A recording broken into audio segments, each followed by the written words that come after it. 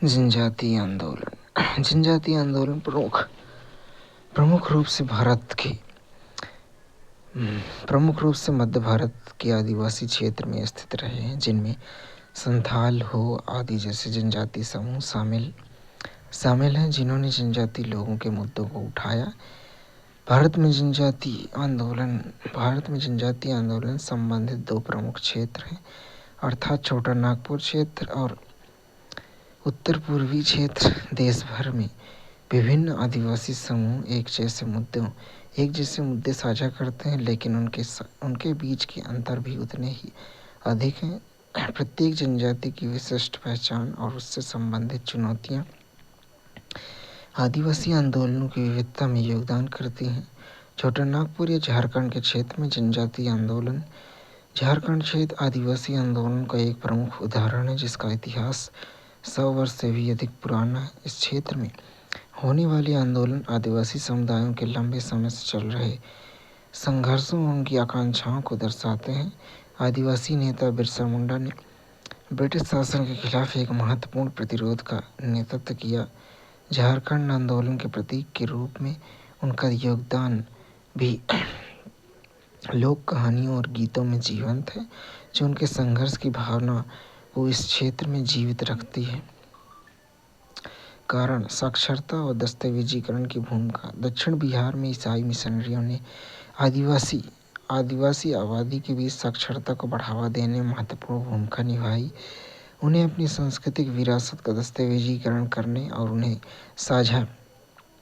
उसे साझा करने हेतु सशक्त बनाया। इस सामूहिक अन्वेषण ने एक एकीकृत जाति चेतना और एक साझा झारखंडी पहचान को बढ़ावा दिया।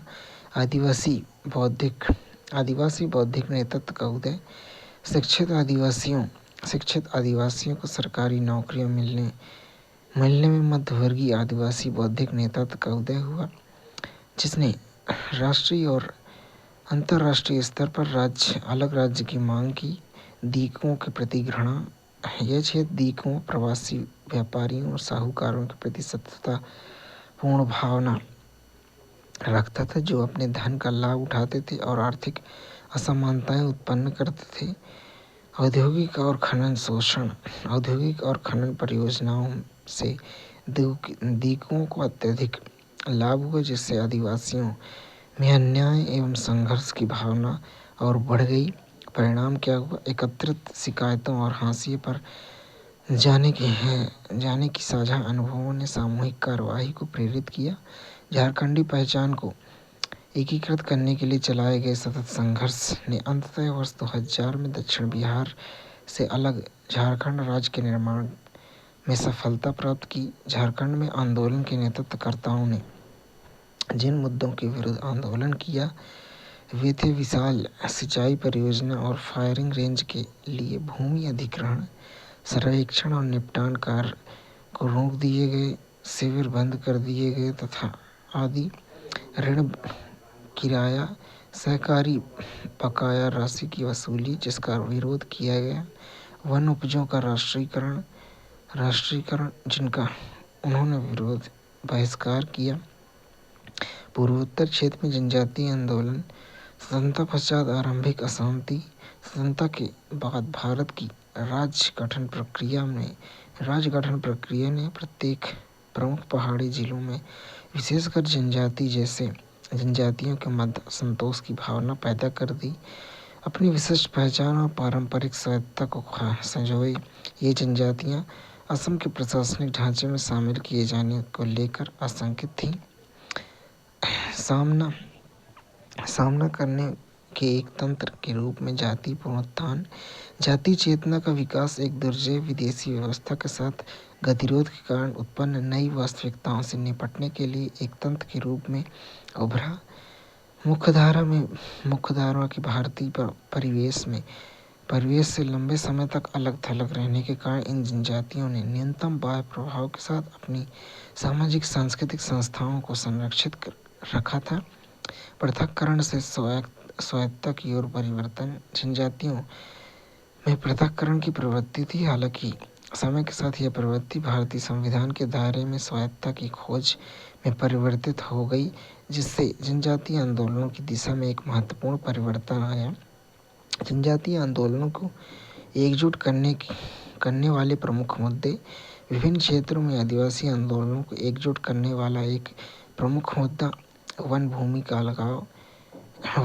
अलगाव, जिससे पारिस्थितिक चिंताएं इन आंदोलनों का केंद्र बन जाती हैं। इसके अतिरिक्त पहचान से संबंधित सांस्कृतिक मामले और असमानता जैसे आर्थिक मुद्दे आदिवासी आंदोलनों का अभिन्न अंग है, जो भारत में पारंपरिक एवं समकालीन सामाजिक आंदोलन विषयों का संकेत देते हैं। पुराने और नए सामाजिक आंदोलनों के बीच धुंधली होती सी रेखाएं पारिस्थितिक, सांस्कृतिक और आर्थिक मुद्दों की अंतर संबंधित प्रकृति भारत में पुराने तथा नए सामाजिक आंदोलनों के मध्य व्याप्त अंतर को दर्शाती है। जनजातीय आंदोलन पारंपरिक इससे भूमि अलगाव तथा आधुनिक मुद्दों जैसे पहचान और संवैधानिक स्वायत्तता का मिश्रण है, जो स्वतंत्रता के बाद के समय में सामाजिक आंदोलनों की जटिल विकासशील प्रकृति का प्रतीक है। भारत में जनजातीय आंदोलन के प्रति उच्च जाति की प्रतिक्रिया, उच्च जाति का असंतोष, दलितों और अन्य पिछड़े वर्गों की बढ़ती उपस्थिति ने कुछ उच्च जाति समूहों में यह भावना पैदा कर दी कि उन्हें नज़रअंदाज किया जा रहा है।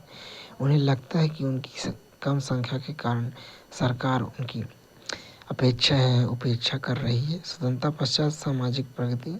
स्वतंत्रता के बाद से तथाकथित निम्न जातियों और जनजातियों सहित सभी सामाजिक समूहों की स्थिति में सुधार हुआ है। हालांकि इस सुधार की सीमा विशेष रूप से अन्य जनसंख्या वर्गों की तुलना में प्रश्नगत है। व्यावसायिक असमानताएं। 21वीं सदी के प्रारंभ में सभी जाति समूहों में व्यवसाय का एक व्यापक दायरा देखने को मिला है। एक कठोर सामाजिक वास्तविकता अभी भी बनी हुई है। उच्च जातियां मुख्य रूप से उच्च प्रतिष्ठा वाले व्यवसायों में कार्यरत हैं, जबकि निम्न जातियां अधिकांशतः निम्न स्तरीय कम सम्मानित नौकरियों में कार्यरत हैं। महिलाओं का आंदोलन। 19वीं सदी के सामाजिक सुधार आंदोलन और प्रारंभिक महिला संगठन। 19वीं सदी के सामाजिक सुधार आंदोलनों के बाद 20वीं सदी के आरंभ में राष्ट्रीय और स्थानीय दोनों स्तर पर महिला संगठनों का विकास देखा गया। इस बीच महिला संघ WIA 1917, अखिल भारतीय महिला संघ AIWC 1926, भारतीय महिलाओं के लिए राष्ट्रीय परिषद NCWI 1925 जैसे उल्लेखनीय संगठनों का उद्भव हुआ। प्रारंभ में इनमें से कई संगठनों का ध्यान सीमित विषयों तक था। उदाहरण के लिए भारतीय महिलाओं के लिए राष्ट्रीय परिषद AIWC ने शुरू में महिला कल्याण और राजनीति को परस्पर भिन्न माना था। हालांकि समय के साथ साथ उनका दायरा विस्तृत हो गया, जिसमें महिला कल्याण और राष्ट्रीय स्वतंत्रता के बीच अंतर संबंध को मान्यता दी गई, जैसा कि बाद में राष्ट्रपति के अभिभाषण में प्रतिबिंबित हुआ, जिसमें राष्ट्रीय स्वतंत्रता एवं व्यापक सुधारों के बीच अंतर संबंधित संबंध पर जोर दिया गया। विचारणीय बिंदु है कि दक्षिण एशिया में गरीब महिलाओं पर किए गए अध्ययनों से पता चला कि उन्हें अपनी छोटी बचत अपने पतियों को देने के लिए मजबूर होना पड़ता है, जो शराब पीने के लिए उनसे पैसे मांगते हैं। फिर उन्होंने 2 जगहों पर अपने पैसे छिपा कर रखने का तरीका निकाला। जब उन्हें अपनी मेहनत की कमाई देने के लिए मजबूर किया गया तो उन्होंने एक जगह से पैसे दे दिए और इस तरह दूसरी बचत की सुरक्षा सुनिश्चित हो गई। हालांकि इस बात पर बहस जारी है कि क्या गतिविधि का यह दौर एक सामाजिक आंदोलन था, परंतु इन सामाजिक आंदोलनों ने संगठन, विचारधारा, नेतृत्व, साझी समझ, और सार्वजनिक मुद्दों पर परिवर्तन लाने का उद्देश्य स्पष्ट रूप से देखा जा सकता है। सामूहिक रूप ये संगठन एक ऐसे वातावरण बनाने में सफल रहे जहां महिलाओं के मुद्दों को अब नज़रअंदाज नहीं किया जा सकता, जिससे महिलाओं के अधिकारों और कल्याण पर जागरूकता बढ़ाने तथा इनसे संबंधित चर्चाओं को बढ़ावा देने में एक महत्वपूर्ण कदम उठाया गया। वोट का अधिकार। भारतीय संविधान में प्रत्येक वयस्क व्यक्ति को वोट देने का अधिकार दिया गया, जो औपनिवेशिक युग के प्रतिनिधित्व से अलग है। प्रारंभ में संपत्ति के मालिक पुरुषों को वोट देने का अधिकार ब्रिटेन के संघर्ष तक सीमित था। प्रथम विश्व युद्ध के बाद वर्ष 1918 में 21 वर्ष से अधिक आयु के सभी पुरुषों और 30 वर्ष से अधिक आयु की सभी महिलाओं की चुनिंदा श्रेणियों को वोट देने का अधिकार दिया गया। सभी वयस्क महिलाओं को वोट संबंधी अधिकारों के लिए अपनी लड़ाई में मताधिकारियों के कठोर विरोध का सामना करना पड़ा। कृषक संघर्ष और विद्रोहों में महिलाओं की भागीदारी। इस धारणा के विपरीत कि केवल शिक्षित मध्यवर्गीय महिलाएं ही सामाजिक आंदोलनों में शामिल थीं। इतिहास में इस बात का स्पष्ट प्रमाण है कि औपनिवेशिक काल के दौरान विशेष रूप से आदिवासी और ग्रामीण क्षेत्रों में महिलाओं ने पुरुषों के साथ कृषक संघर्षों एवं विद्रोहों में सक्रिय भागीदारी की थी। ऐसे आंदोलन में बंगाल में तेभागा आंदोलन, तेलंगाना सशस्त्र संघर्ष और महाराष्ट्र में वर्ली आदिवासी विद्रोह शामिल हैं। 1947 के बाद महिला आंदोलन का विकास। स्वतंत्रता के बाद सक्रिय महिला आंदोलन समाप्त होने लगा। कई महिलाएं राष्ट्र निर्माण कार्यों में संलग्न रहीं, जबकि अन्य विभाजन के आघात से प्रभावित रहीं। हालांकि 1970 के दशक के मध्य में भारत में महिला आंदोलन का पुनरुत्थान हुआ, जिसे दूसरा चरण कहा गया। इस चरण में संगठनात्मक और औपचारिक परिवर्तन हुए तथा महिलाओं के विरुद्ध हिंसा जैसे नए मुद्दों पर ध्यान केंद्रित किया गया। इस अवधि के दौरान चलाए गए अभियानों में महत्वपूर्ण कानूनी और सामाजिक परिवर्तन हुए, जैसे स्कूल फॉर्म में माता पिता दोनों का नाम शामिल करना और भूमि अधिकार, रोजगार, यौन उत्पीड़न तथा दहेज जैसे मुद्दों पर ध्यान केंद्रित करना। लैंगिक दृष्टि से समतावादी समाज की ओर आंदोलन ने विभिन्न सामाजिक स्तरों की महिलाओं द्वारा सामना किए जाने वाले भेदभाव के विरुद्ध स्तरों और प्रकारों को भी उजागर किया तथा अलग अलग मुद्दे उठाए। उदाहरण के लिए मध्यम वर्ग की महिलाओं की तुलना में कृषक महिलाओं द्वारा सामना की जाने वाली चुनौतियों या उच्च जाति की महिलाओं की तुलना में दलित महिलाओं के संघर्ष। एक व्यापक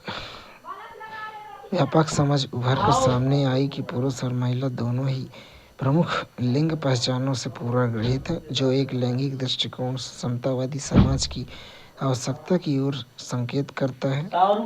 ऐसा समाज जिसमें शिक्षित महिलाएं बहु भूमिकाएं निभाती हो तथा जिससे लिंगानुपात में सुधार हो, इन दोनों लिंगों को सच्ची स्वतंत्रता प्रदान कर पाएगा।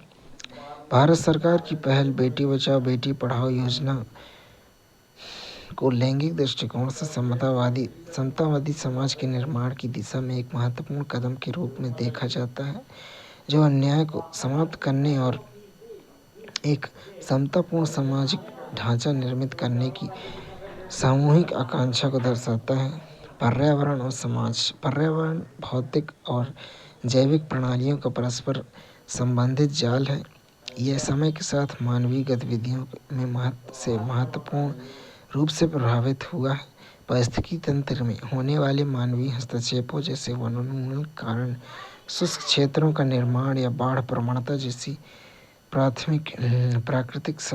प्राकृतिक घटनाएं और जलवायु परिवर्तन के कारण होने वाले वैश्विक तापन ग्लोबल वार्मिंग संबंधी समस्याएं आज तीव्र रूप ले चुकी हैं। यह परिवर्तन कृषि क्षेत्रों और शहरी परिदृश्यों पर भी गंभीर प्रभाव डाल रहा है।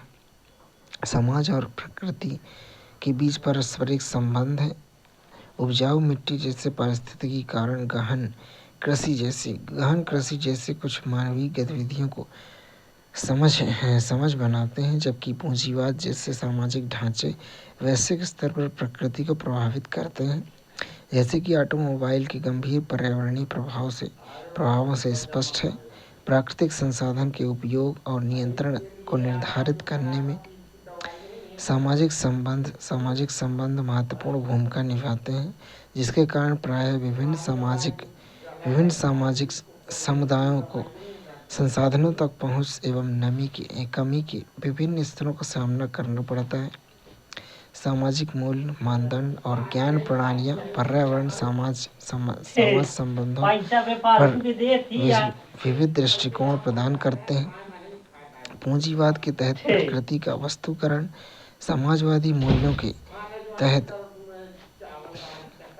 भूमि पुनर्वितरण या धार्मिक रूप से प्रेरित संरक्षण प्रयास दर्शाते हैं कि विभिन्न विचारधाराएं पर्यावरणीय अंतःक्रियाओं को किस प्रकार प्रभावित करती हैं। उपनिवेशवाद ने भी संसाधन दोहन के लिए पर्यावरणीय ज्ञान और प्रबंधन में योगदान दिया तथा भूविज्ञान और वानिकी जैसे विषयों को जन्म दिया। ब्रिटेन में औद्योगिक क्रांति के फलस्वरूप होने वाले पारिस्थितिकी परिणामों को पूरे विश्व में महसूस किया गया। उत्तरी अमेरिका तथा कैरिबियन के बृहद दक्षिणी भागों को बड़े बागानी क्षेत्रों में परिवर्तन कर दिया गया, जिससे लंकाशायर की सूती मिलों की मांग की पूर्ति होती रहे। पश्चिमी अफ्रीका के युवा व्यक्तियों को जबरदस्ती अमेरिका भेजा जाता था, जिससे वे दास के रूप में इन बागानों में कार्य कर सकें। इस तरह से अफ्रीका में जनसंख्या की कमी से वहाँ की कृषि अर्थव्यवस्था का पतन हुआ। चाबहार बंदरगाह भूमि में बदल गए। ब्रिटेन में कारखानों से निकलने वाले धुएं के कारण वहाँ भी वायु प्रदूषित हो गई। रोजगार की तलाश में गांव से शहरों की ओर आने वाले किसान एवं मजदूर अत्यंत दीन अवस्था में अपना निर्वाह करते थे। सूती कपड़ा मिलों के पारिस्थितिकी के प्रभावों को संपूर्ण नगर तथा ग्रामीण परिवेश में आसानी से देखा जा सकता है। पर्यावरण प्रबंधन की चुनौती जैव भौतिक प्रक्रियाओं की सीमित समझ और औद्योगिकरण द्वारा उत्पन्न जटिलता में निहित है। अपने त्वरित संसाधन निष्कर्षण और सक्षम प्रबंधन प्रणालियों के साथ औद्योगिक वातावरण कई सारे जोखिम उत्पन्न करते हैं, जैसे कि चेरनोबिल और भोपाल गैस त्रासदी जैसी आपदाओं में देखा गया है, जो मानव समाजों तथा उनके पारिस्थितिक आधारों के बीच जटिल एवं अक्सर खतरनाक संबंधों को प्रदर्शित करता है। भोपाल गैस त्रासदी 3 दिसंबर 1984 को भोपाल में यूनियन कार्बाइड कीटनाशक कारखाने से मिथाइल आइसोसाइनाइड (MIC) के आकस्मिक रिसाव के कारण गंभीर औद्योगिक आपदा आई, जिससे लगभग 4000 मौतें हुईं और 2 लाख लोग स्थायी रूप से दिव्यांग हो गए। वर्ष 1977 में शुरू की गई आर्थिक लाभ के लिए स्वागत किए जाने के बाद संयंत्र में जल्द ही सुरक्षा संबंधी मुद्दे सामने आए। दुखद घटना से पहले कई रिसावों की सूचना मिली। भोपाल नगर निगम चेतावनी और यूनियन कार्बाइड यूएस द्वारा वर्ष 1982 में सुरक्षा संबंधी खामियों को उजागर करने वाले सुरक्षा सर्वेक्षण सहित कई चेतावनियों के बावजूद राज्य और केंद्र सरकार ने विभिन्न समस्याओं को नज़रअंदाज किया। संयंत्र में महत्वपूर्ण सुरक्षा सुविधाओं का अभाव था तथा परिचालन मानकों में कमी ने जोखिमों को और बढ़ा दिया। यह त्रासदी सुरक्षा दिशा निर्देशों की अपेक्षा राजनीतिक, व्यावसायिक उदासीनता तथा औद्योगिक स्तरों के विरुद्ध पर्याप्त निवारक उपायों को लागू करने में विफलता के गंभीर परिणामों को रेखांकित करती है। प्रमुख पर्यावरणीय समस्याएं और जोखिम: संसाधनों का क्षरण, जैव नवीकरणीय प्राकृतिक संसाधन तेजी से समाप्त हो रहे हैं तथा जल, भूमि, जीवाश्म ईंधन की कमी के संबंध में गंभीर चिंता उत्पन्न हो रही है। उदाहरण के लिए भारत में गहन कृषि, औद्योगिक उपयोग और शहरी मांगों के कारण भूजल स्तर में भारी गिरावट आ रही है। इसके अलावा कृषि विस्तार और वनोन्मूलन के कारण वन एवं भूमि जैसे जैव विविधता वाले आवास खतरे में हैं, जिससे विभिन्न प्रजातियां खतरे में पड़ गई हैं। प्रदूषण: विश्व स्वास्थ्य संगठन WHO के अनुसार औद्योगिक उत्सर्जन, वाहनों से निकलने वाले धुएं और खाना पकाने के दौरान उत्पन्न होने वाले घरेलू प्रदूषण के कारण गंभीर स्वास्थ्य समस्याएं उत्पन्न होती हैं, जिसके कारण वर्ष 2012 में विश्व भर में लगभग 7 मिलियन लोगों की मृत्यु हो गई। मुख्य रूप से घरेलू सीवेज, औद्योगिक अपशिष्ट और कृषि अपवाह से होने वाला जल प्रदूषण एक अन्य गंभीर चिंता का विषय है। शहरी क्षेत्र भी यातायात और सार्वजनिक कार्यक्रमों सहित विभिन्न स्रोतों से होने वाले ध्वनि प्रदूषण की समस्याओं से जूझ रहे हैं। वैश्विक तापन, ग्लोबल वार्मिंग: जब सूर्य का प्रकाश पृथ्वी के वायुमंडल को पार करता हुआ पृथ्वी पर पहुंचता है तो पृथ्वी की सतह गर्म हो जाती है। गर्म सतह ऊष्मा हीट छोड़ती है, लेकिन यह ऊष्मा वापस अंतरिक्ष जाने के बजाय वातावरण में मौजूद ग्रीन हाउस गैसों द्वारा अवशोषित कर ली जाती है। परिणाम स्वरूप वातावरण गर्म हो जाता है, जिसे ग्रीन हाउस प्रभाव कहा जाता है।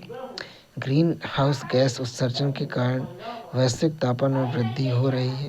ध्रुवीय हिम क्षेत्र पिघल रहे हैं, समुद्री जलस्तर बढ़ रहा है और पारिस्थितिकी असंतुलन उत्पन्न हो रहा है। यह ध्यान देने योग्य है कि भारत और चीन वैश्विक उत्सर्जन में महत्वपूर्ण योगदानकर्ता बन रहे हैं। आंशिक रूप से संशोधित GMO जीन स्प्लिसिंग तकनीकी एक प्रजाति के जीन को दूसरी प्रजाति में प्रविष्ट कराती हैं, जैसे कपास को बॉलवर्म के प्रति प्रतिरोध बनाना। हालांकि मानव और पारिस्थितिकी तंत्र पर इसके अनिश्चित दीर्घकालीन प्रभाव हो सकते हैं। इसके अलावा आनुवंशिक संशोधन से बीज निष्क्रिय हो सकते हैं, जिससे बीज के लिए किसान कृषि कंपनियों पर निर्भर हो जाते हैं। प्राकृतिक एवं मानव निर्मित पर्यावरणीय आपदाएं: वर्ष 1984 में भोपाल गैस रिसाव और वर्ष 2004 की सुनामी जैसी घटनाएं विनाशकारी मानव निर्मित एवं प्राकृतिक पर्यावरणीय आपदाओं के उदाहरण है, जिससे विशाल पैमाने पर हुई जान माल की हानि तथा औद्योगिक गतिविधियां और प्राकृतिक घटनाओं में निहित संसाधित खतरों का अनुमान लगाया जा सकता है। पारिस्थितिक आंदोलन: आधुनिक युग में विकास पर अत्यधिक ध्यान केंद्रित किया गया है, जिसके कारण प्राकृतिक संसाधनों के अनियंत्रित उपयोग तथा सतत आवश्यकताएं उत्पन्न करने वाले विकास मॉडलों के परिणाम स्वरूप चिंताएं उत्पन्न हुई हैं, जिससे पहले से ही समाप्त हो चुके संसाधनों का और अधिक दोहन हो रहा है। इसकी इस मान्यता के आधार पर आलोचना की गई कि विकास से समाज के सभी वर्गों को लाभ मिलेगा, जबकि वास्तविकता यह है कि बड़े बांधों और उद्योगों ने लोगों को उनके घरों और आजीविकाओं से विस्थापित कर दिया एवं औद्योगिक प्रदूषण ने स्थिति को और भी बदतर बना दिया।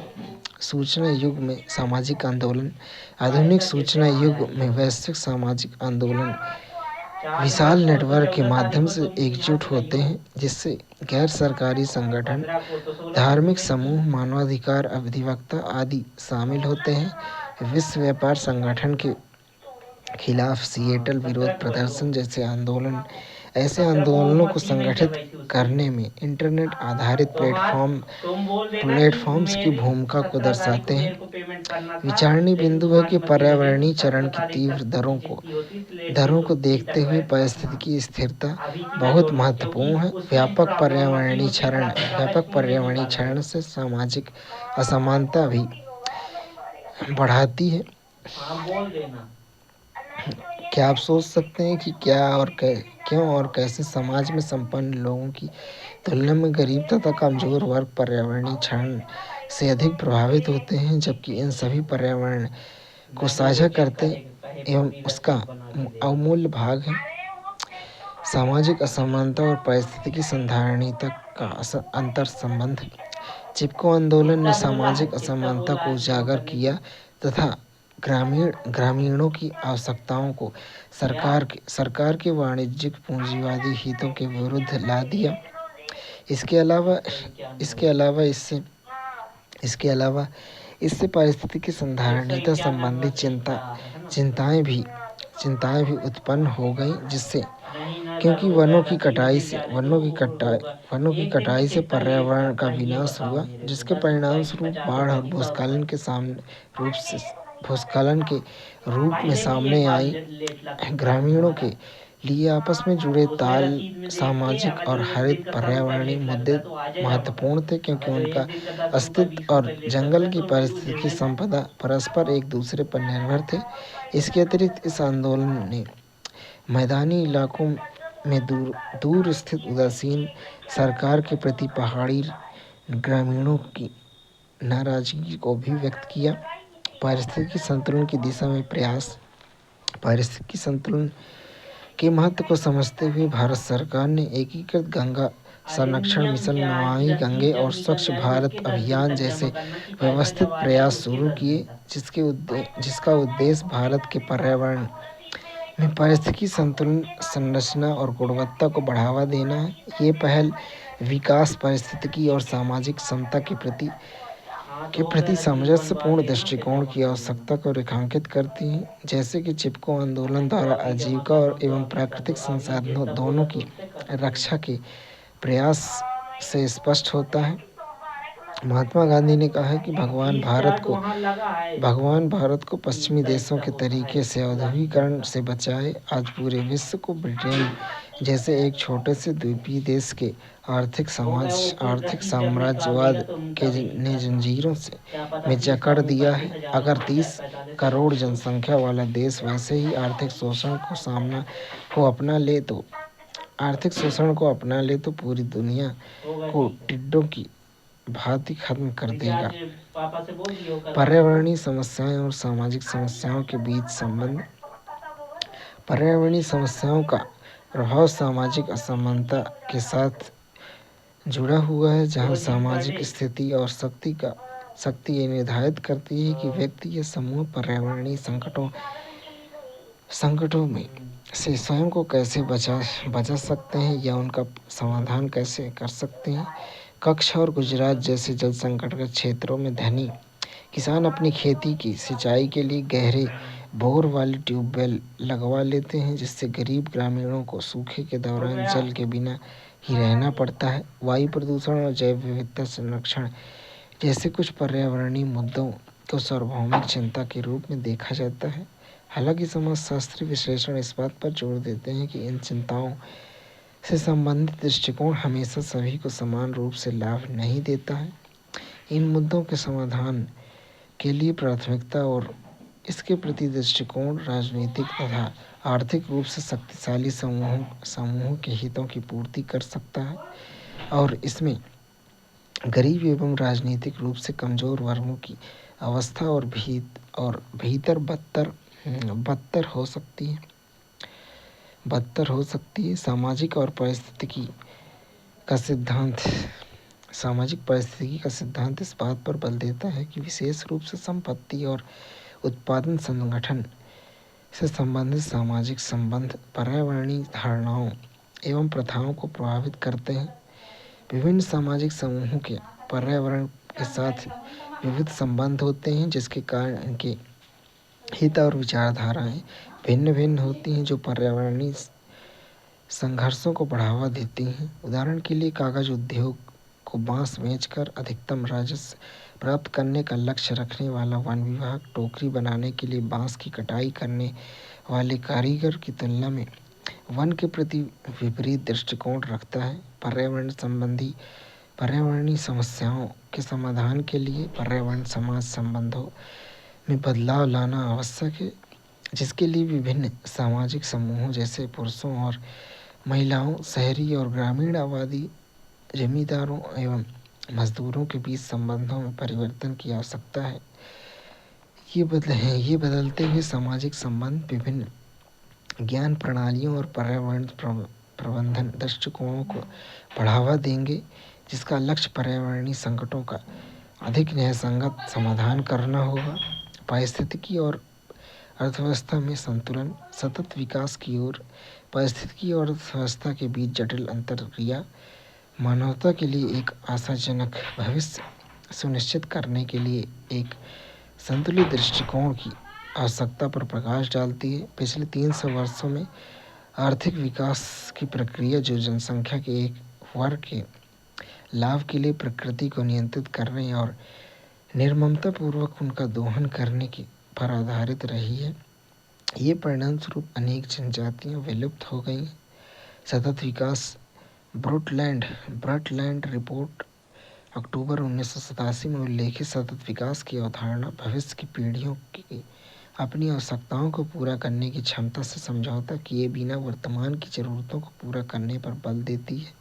यह अवधारणा विश्व के गरीबों की आवश्यक ज़रूरतों को संबोधित करने को प्राथमिकता देती है तथा वर्तमान एवं भविष्य की ज़रूरतों को पूरा करने के लिए पर्यावरण की क्षमता पर वर्तमान प्रौद्योगिकी और सामाजिक संगठनों द्वारा लगाई गई सीमाओं को स्वीकार करती है। गैर नवीकरणीय ऊर्जा पर निर्भरता और औद्योगिक दुनिया की आवश्यकताओं को पूरा करने के लिए नई प्रजातियों के आगमन ने पारिस्थितिकी संतुलन को काफ़ी हद तक बाधित कर दिया है। मौजूदा पूंजीवादी विकास मॉडल उपभोग पर आधारित है, जिससे उपभोक्तावाद को बनाए रखने के लिए पुरानी चीज़ों को नई चीज़ों से बदलना आवश्यक हो जाता है, जिससे वैश्विक असमानता और बढ़ जाती है। यह असमानता सामाजिक स्थिरीकरण की प्रचलित प्रणाली के साथ मिलकर कुछ वर्गों को आंशिक संसाधनों और अवसरों पर नियंत्रण करने की अनुमति देती है, जिससे हाशिए पर स्थित लोग वंचित रह सकते हैं। वर्तमान और भावी पीढ़ियों के लिए एक सतत विकास सुनिश्चित करने के लिए एक ऐसे समाज के निर्माण का आह्वान किया जा रहा है जो समान संसाधन वितरण और समावेशी विकास को बढ़ावा दें। संयुक्त राष्ट्र के सदस्य देशों ने वैश्विक नागरिक समाज के साथ मिलकर इन आवश्यकता को पहचाना है तथा 169 लक्ष्यों के साथ सतत विकास के 17 वैश्विक लक्ष्य तैयार किए हैं। ये लक्ष्य संयुक्त राष्ट्र के पूर्व सचिव बॉन की मून द्वारा व्यक्त की गई भावना से मेल खाते हैं। कोई प्लान बी नहीं हो सकता, क्योंकि कोई ग्रह बी नहीं है। जो भावी पीढ़ियों के लिए हमारे ग्रह को सुरक्षित करने हेतु सतत विकास प्राथमिकताओं को अपनाने की तत्काल आवश्यकता को रेखांकित करता है। निष्कर्ष रूप में कहते सामाजिक आंदोलन और पर्यावरण के बीच गहरा संबंध है। इन आंदोलनों का मुख्य उद्देश्य सामाजिक न्याय, मानवाधिकार और पर्यावरण संरक्षण को बढ़ावा देना है। सामाजिक आंदोलन जैसे कि पर्यावरणीय न्याय, जनजातीय अधिकार तथा जलवायु परिवर्तन के खिलाफ आंदोलन समाज में संवेदनशीलता पैदा करते हैं। ये आंदोलन पर्यावरण के प्रति जागरूकता बढ़ाते हैं और संतोषणीय विकास की दिशा में कदम उठाने का मार्ग प्रशस्त करते हैं। अंतः सामाजिक आंदोलन और पर्यावरणीय संरक्षण एक दूसरे को समृद्ध करते हैं। जब समाज अपने पर्यावरण की रक्षा करता है तो वह अपने सामाजिक ताने बाने को भी मजबूत करता है। यह एक सामूहिक प्रयास है जिसमें सभी का योगदान आवश्यक है। इस प्रकार समाज और पर्यावरण के बीच संतुलन स्थापित करना एक स्थायी और एवं न्यायपूर्ण भविष्य की दिशा में एक महत्वपूर्ण कदम है। महत्वपूर्ण शब्दावली में जल विज्ञान, जल और उसके प्रवाह का विज्ञान या किसी देश अपने क्षेत्र में जल संसाधन की व्यापक संरचना, वनोन्मूलन, वनों को काटने या अन्य प्रयोजनों, आमतौर पर कृषि के जरिए भूमि पर कब्जा करने के कारण वन क्षेत्रों का ह्रास, ग्रीन हाउस पौधों को जलवायु की चरम स्थितियों, आमतौर पर अत्यधिक ठंड से बचाने के लिए एक ढकी हुई संरचना जो जिसे हॉट हाउस भी कहा जाता है, बाहर के तापमान की तुलना में अंदर का तापमान अधिक गर्म बनाए रखती है। उत्सर्जन एक मानवीय प्रक्रिया द्वारा उत्सर्जित अपशिष्ट गैसें, आमतौर पर उद्योगों या वाहनों द्वारा उत्सर्जित अपशिष्ट, औद्योगिक प्रक्रियाओं से उत्पन्न तरल रूप में अपशिष्ट पदार्थ, जलभृत किसी क्षेत्र के भूविज्ञान में प्राकृतिक भूमिगत संरचनाएं जहां जल संग्रहित होता है।